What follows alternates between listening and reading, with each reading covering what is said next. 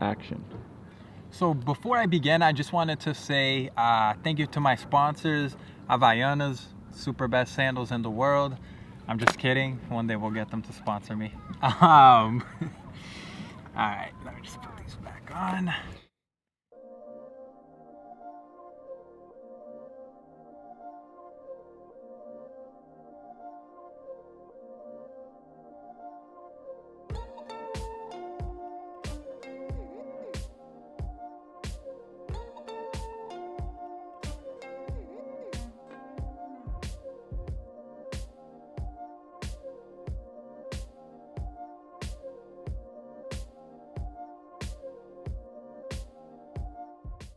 So, welcome to this next video. I really wanted to take this opportunity to talk about why I started the YouTube channel. When I first started it, it came out of two things. One, a pretty big sign, and I'll get to that in a second. The first was because of this whole quarantine situation, to be honest.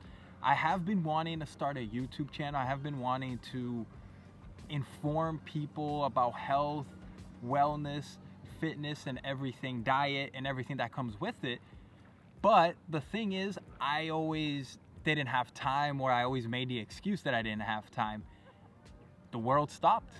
I really had to look at myself in the mirror and say, if you want to do this, now is the time. My work slowed down a bit, and so I really had the opportunity. The second thing is, while the quarantine was going on, I just felt unfulfilled, to be honest. I felt like I was making a difference in my work, but maybe not seeing the impact. And so I just prayed about it. And finally, I think one day when I was reading a verse, I was doing my daily reading of the Bible, and I basically asked God, like, hey, just whatever it is you want to show me, whatever it is I gotta do to be helpful to you and to your mission, please use me. And that day I landed on Hebrews 12:11, depending on which version that you land on, and I'll paraphrase. Basically says that no discipline is doesn't feel like it's worth it in the moment. It always feels painful. It's not until later that you get the harvest of righteousness and goodness that comes with that discipline. That's even on my actual Instagram page too.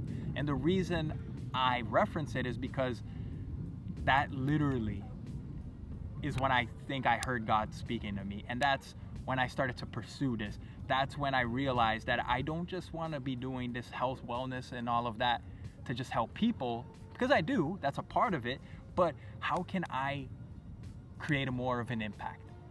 And that's when I kind of heard God talking to me, and he was saying, you need to kind of focus on the earth. Like, what can you do to help with conservation and wildlife?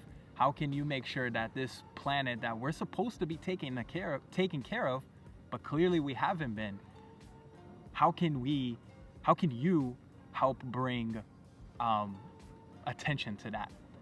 So, with that, I've been trying to focus on nonprofits, and I have so many ideas to share with you guys in due time about what I have stored for this channel, how I can raise awareness.